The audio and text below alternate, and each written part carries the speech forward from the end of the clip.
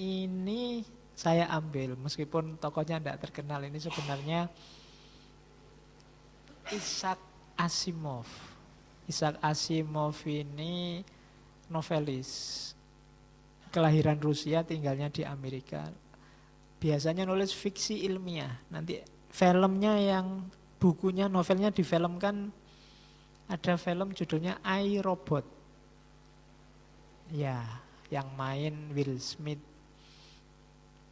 Oke, ya saya tidak tahu kalian apa ngikuti dunia perkembangan film. Sekali-sekali yang suka filsafat nonton film jenis-jenis ini. Yang apalagi yang suka jenis-jenis artificial intelligence, itu banyak film-film barat konotasinya ke sana. Bukan yang jenis Wonder Woman, Spider Woman. Ya, itu bukan fiksi ilmiah, itu asli fiksi. Tidak ada teorinya. Katanya Isaac Asimov, hari ini itu problemnya ini loh. The saddest aspect of life right now is that science gathers knowledge faster than society gathers wisdom. Problem paling menyedihkan dalam hidup kita sekarang adalah ilmu, science gathers knowledge, ilmu mengumpulkan banyak sekali pengetahuan, berlimpah-limpah, apalagi sekarang ada Google yang maha tahu itu. Pengetahuan kita kan wis ndak karu-karuan. Dibandingkan, dan ini jauh lebih cepat dibandingkan society gathers wisdom. Jadi kita lemah di wisdom meskipun kaya pengetahuan, dan ini bahaya. Teknologi perang sudah canggih luar biasa, rekayasa genetika secanggih itu sekarang. Pengetahuan luar biasa sangat berkembang, tapi tidak imbang dengan wisdom kita, kedewasaan kita. Itu yang melahirkan fenomena menyedihkan. Agama yang begitu mulia, yang harusnya melahirkan peradaban yang begitu agung, kebalikannya. Melahirkan kekerasan demi kekerasan, melahirkan chaos-chaos, kacau-kacau. Kenapa? Pengetahuan kita berlimpah, tapi wisdomnya kurang. Cara kita beragama tidak dewasa. Jangan salahkan agamanya, kitanya yang tidak mateng. Itu yang berfatwa Isaac Asimov, novelis, penulis science fiction. Oke, jadi ini yang berhubungan dengan wisdom. Ini beberapa quote wisdom yang saya suka, kalian boleh pakai. Yang pertama, ini contoh-contoh wisdom ya, nanti setelah ini kita cuma ngomong contohnya. Ini contoh wisdom. Saya ngasih yang Inggris-Inggris, bukan yang Arab-Arab. Kalau yang Arab-Arab, kamu tinggal nyetel TV kalau pagi banyak. Ya, daripada saya ngulang-ngulang, nanti dimarahi. Bukan ustadz kok ngomong ceramah agama nanti gitu. Oke, yang pertama, ini 7 ini bisa kamu print taruh di kamar. Make peace with your past, so it doesn't spoil your present. Itu lumayan. Berdamailah dengan masa lalu biar tidak mengacaukan masa kini. Saya bilang quote itu kamu pakai di ruang dan waktu yang pas. Kalau kasusnya keliru, kamu pakai dalil ini bisa keliru juga. Pak, saya itu tidak lulus-lulus. Cuma kan tidak apa-apa ya Pak, berdamai dengan masa lalu, tidak lulus tidak apa-apa. Enggak. Yo, kalau ini contohnya misalnya kamu habis diputus pacarmu enggak bisa move on. Nah, make peace with your past. Ini bisa dipakai. Itu caranya pakai dalil. Ruang dan waktunya harus pas. Kalau keliru ya enggak nyambung. Kalau kita enggak bisa berdamai dengan masa lalu, ya kalau bahasa anak hari ini kita enggak bisa move on. Kayak naik motor yang terus-terusan lihat spion. Nggak ngerti di depannya ada apa. Polisi pun dicuekin. Wong kamu lihat spion. Nah, jadi ndak berdamailah. Pak, tapi saya ndak bisa lupa, Pak. Ndak masalah, ndak bisa lupa. Ya ingat aja, wong kita manusia, ya memang akalnya masih waras, apa-apa ya masih ingat. Aku akan melupakanmu, ndak mungkin selama masih waras loh ya. Ya tetap ingat, kamu disakiti orang, iya mesti ingat, cuma berdamailah. Orang tidak bisa memaafkan antara lain juga karena dia tidak bisa make peace with our past. Tidak bisa berdamai dengan masa lalu, mbok wis. Itu kan basa Jawane itu. Terus, what others think of you is none of your business. Pandangan orang tentang dirimu itu bukan urusanmu, urusannya dia, wong dia yang punya pandangan. Ini juga pakailah di waktu dan dosis yang pas. Kalau dosisnya tidak pas juga bahaya, kamu jadi orang skeptis, jadi orang cuek. Tapi jangan jadi orang yang galau terus-terusan gara-gara pandangannya orang. Begitu dibilang oleh teman, wah kamu itu cakep loh kalau rambutmu rapi terus. Akhirnya kamu keluar gini terus, rapi enggak ya, rapi enggak ya. Khawatir kalau rambutmu ada yang berdiri satu aja kamu gini-giniin. Nah itu kena, kamu disetir sudah sama pandangannya orang. Enggak, pendapat apapun orang tentang dirimu, itu milik dia yang berpendapat, bukan milikmu. Jadi jangan mudah galau gara-gara itu. Itu contoh wisdom. Ini wisdom yang sering kita pakai. Time heals almost everything. Give the time some time.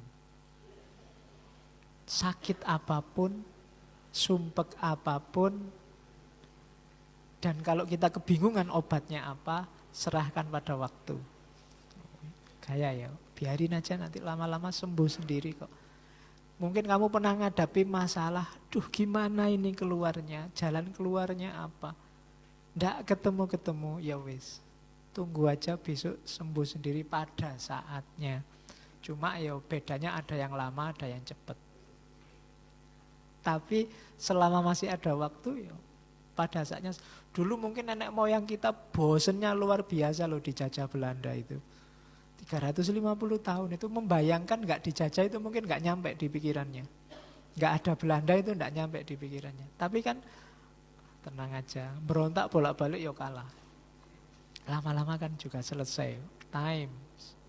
Hari ini kita galau luar biasa, umat Islam itu loh mundur, kita strategi apapun gagal untuk bangkit. Yang menang kok barat terus, apa-apa ada durasinya. Ya tinggal lama apa cepat kan gitu aja. Pada saatnya pasti bukan barat lagi, pusat peradaban, entah kapan. Ya sapa ngerti nanti tiba-tiba ono banjir, ono gempa bumi, ono apa kan bisa. Durasinya selesai sudah. Jadi ndak. Kalau kamu punya sakit apapun yang kamu bingung jalan keluarnya, serahkan pada waktu. No one is reason of your happiness except yourself. Ini contoh kebijaksanaan lagi. Tidak ada satu orang pun yang bisa kamu jadikan patokan untuk kebahagiaanmu kecuali dirimu sendiri. Apakah orang ini sumber kebahagiaanmu atau sumber sumpekmu? Itu yang menentukan kamu. Apakah orang itu jadi sumber kamu marah atau sumber kamu ketawa? Itu urusanmu. Bukan tergantung di dia. Maka jangan mau kayak tadi disetir orang lain. No one is reason of your happiness. Kamu boleh milih kok. Orang maki-maki kamu kayak apapun, kamu boleh milih mau sakit hati atau tidak sakit hati. Kuncinya tetap di kamu. Nah, itu kebijaksanaan. Terus, ini lagi sumbernya sumpek. Don't compare your life with others. You have no idea what their journey is all about. Jangan bandingkan hidupmu dengan orang lain. Kamu ndak tahu loh journey-nya, adventure-nya temanmu itu kayak gimana. Kalau orang Jawa bilang urip itu sawang sinawang, saling melihat. Ah, enak dia sudah lulus. Bagi temanmu, ah enak dia masih kuliah. Aku sumpek sekarang, habis lulus mau ngapain? Ayo, enak yang mana? Kita selalu membandingkan dengan orang lain, itu sumber kita sumpek. Jadi jangan banding-bandingin. Kamu punya journey sendiri. Atur sendiri journey-mu. Hiduplah dengan bahagia. Saya yakin Allah itu nyuruh kita hidup di muka bumi ini untuk bahagia. Allah tidak butuh sumpek kita. Kayak kalau kita menciptakan sesuatu atau mungkin kita punya saudara, punya anak yang dalam kuasa kita, kalau dia bahagia, kita juga senang. Demikian juga Allah. Ayo kita bahagia biar Allah ridho sama kita. Allah itu kan ngasih kita banyak macam-macam. Kalau kita masih sumpek aja, masih mengeluh aja, Allah ya sumpek. Ini sudah dikasih macam-macam, sambat terus. Ya kan? Nggak, ayo seneng. Hari ini kan kalau kita baca berita-berita itu orang Indonesia isinya cerewet dan sambat. Iya. Apa aja jadi masalah, urusan kecil jadi masalah besar. Yang untung cuma satu, pengusaha media. Kita tiap hari dadal duel nambah mus macam-macam. Jadi ndaklah, ayo kita bahagia, ayo kita senang. Itu diantara jalannya Allah ridho sama kita. Yang keenam, ini untuk para yang sedang belajar biasanya. Stop thinking too much. It's all right not to know all the answers. Nah, ini juga pakai di ruang waktu dosis yang pas. Jangan terlalu banyak mikir. Ndak masalah kalau kamu ndak ketemu jawaban dari semua masalahmu. Atau semua persoalan di dunia ini. Ndak apa-apa. Kita kan sering galau, waduh, kok ada ya Ustadz ngomongnya gitu. Terus kamu mikir, kira-kira apa sebabnya, dalilnya apa. Terus kamu ikut-ikutan galau, enggak. Kamu ikut sumpek ini Pak, mikir Indonesia ini loh Pak, gimana jalan keluarnya. Mikir, enggak masalah. Gak usah mikir kejeron, kalau bahasa Jawa nih. Iya, dalam itu bagus, jero iku apik, tapi kejeron elek. Terlalu dalam ndak proporsional. Jadi yang kayak tadi ndak bijaksana. Saya ini mikir Pak, gimana perekonomian dunia 3 tahun terakhir ini biar bisa meningkat. Kamu jadi apa? Semester 2 saya Pak. Oh iya. Joko mantep pentah. Ya kan? Mantep itu apa? Nek kemantepan elek. Jadi stop thinking too much. It's alright not to know all the answer. Yang terakhir, smile. Ya, senyumlah. You don't own all the problems in the world. Senyumlah. Jangan letakkan beban masalah dunia ini di pundakmu semua. Banyak hal menyenangkan, ngapain sih kamu selalu sumpek tiap hari? Kamu lihat yang remeng-remeng, yang surem-surem, yang burem-burem, yang bikin hatimu galau, hatimu sedih. Semua masalah kamu panggul sendiri. Smile, senyumlah. Masih banyak yang indah-indah di dunia ini. Masih banyak kisah-kisah happy ending. Kalau nggak percaya kamu lihat sinetron drama Korea. Ya kan? Senyumlah. Jangan merengut terus, ojo nesu terus tuh. Dunia tidak jadi lebih baik dengan kita marah-marah, senyum. Nggak cocok sama orang, senyumi dia. Iya. Oke, kalau nggak percaya coba aja. Asal jangan senyum-senyum sendiri. Senyum, ketemu siapapun senyum. Senyum itu sedekah. Jadi perbanyak sedekah sama orang lain. Saya tidak membayangkan ya, misalnya Islam garis keras, ketemu Islam liberal, terus begitu ketemu senyum. Itu kan hilang masalahnya. Tidak jadi maki-maki. Jadi yuk smile. Don't own all the problem in the world. Jangan kamu panggul sendiri problem seluruh dunia. Ndak. Kamu punya kapasitas sendiri, punya problemmu mungkin mahasiswa ya lulus yang cepat, berbakti pada orang tua dan kayak gitulah, ndak masalah. Tapi kalau urusan-urusan besar, ya kamu boleh urun rembuk tapi ndak harus bikin kamu galau. Senyumlah. Nah, ini contohnya wisdom, hasil-hasilnya filsafat, belajar hikmah itu bisa nyampe pada titik-titik kesimpulan semacam ini. Ada lagi saya bawa. Give but don't allow yourself to be used. Oh, ini juga kan banyak orang nyuruh kita share, berbagi, memberi.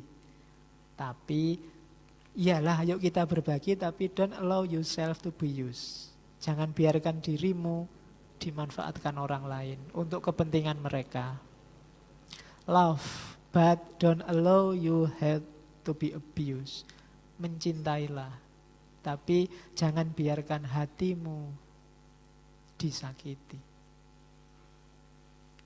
Trust, but don't be naive. Percayalah, tapi jangan naif. Naif itu dikira nanti bolak-balik, saya tetap percaya kok Pak. Enggak, itu namanya naif.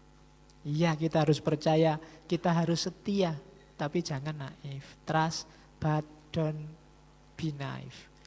Listen, but don't lose your own voice. Dengarkan ya, baca ya, ikuti pendapat orang lain ya, but don't lose your own voice. Tapi jangan kehilangan suaramu sendiri. Kamu pribadi yang punya jati diri sendiri, punya pendapat sendiri, punya gagasan sendiri, punya suara sendiri. Ya, kita harus mendengarkan orang lain, tapi jangan lupa kedirianmu sendiri. Listen but don't lose your own voice. Jangan kehilangan suaramu. Itu tadi contoh-contoh, ini juga contoh dari Plato untuk orang-orang hari ini. Wise men speak because they have something to say. Fools because they have to say something. Orang bijaksana itu kalau ngomong karena dia tahu dia harus ngomong sesuatu. Tapi orang bodoh dia ngomong karena dia ingin ngomong sesuatu. Bedakan itu.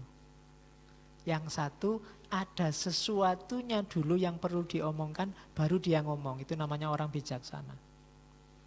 Tapi orang bodoh pingin ngomong dulu, meskipun dia belum punya sesuatu. Nggak paham itu loh, komentarnya panjang. Itu kalau bahasanya Plato, bukan bahasa saya, itu fools. Oh, nggak ngerti, mau nggak usah komentar. Loh, tapi ini geng saya ya Pak, grup saya mencaci maki, saya harus ikut dong, solidaritas. Nggak. Kamu termasuk kelompok fools. Orang wise itu ketika dia punya sesuatu, baru dia ngomong. Jadi karena dia sudah have something to say, baru dia say. Tapi kalau yang fools, pingin to say dulu, pingin ngomong dulu, baru tahu sesuatu, kebalik. Jadi harus setelah tahu baru ngomong. Sebelum tahu jangan ngomong.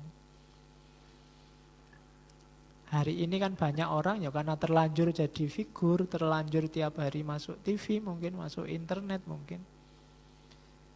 Akhirnya ya terpaksa harus selalu ngomong. Apa-apa dikomentari, ditanya apapun harus dijawab. Apa ndak boleh kamu jawabnya, saya belum paham. Tak cari dalilnya dulu ya daripada keliru. Saya cari dasarnya dulu ya, saya pahami dulu duduk persoalannya ya. Bahkan dalam kasus tertentu saya alami dulu ya. Kan kayak kisahnya Mahatma Gandhi. Jadi suatu ketika Gandhi ini diminta oleh ibu-ibu untuk menasehati anaknya. Jadi Gandhi ini punya anak. Anaknya ini dilarang oleh dokter makan garam. Cuma ibunya ngelarang itu susahnya luar biasa. Anaknya masih makan garam aja. Akhirnya minta tolong Gandhi, Mbok tolong saya dinasihatkan anakku ini biar tidak makan garam. Oleh Mahatma Gandhi, ya sudah. Cuma sekarang saya tidak bisa, Bu. Kembali seminggu lagi. Seminggu lagi ditunggu terus datang. Begitu ketemu Mahatma Gandhi, ini sudah seminggu saya sudah datang. Anak saya, Mbok tolong dilarang tidak makan garam. Ya sudah. Anaknya dipanggil, Mbok kamu jangan makan garam. Sudah, diomong itu dok. Terus dia tidak makan garam lagi anak itu. Ibu kagum luar biasa. Wah, sekti sampean Mahatma Gandhi.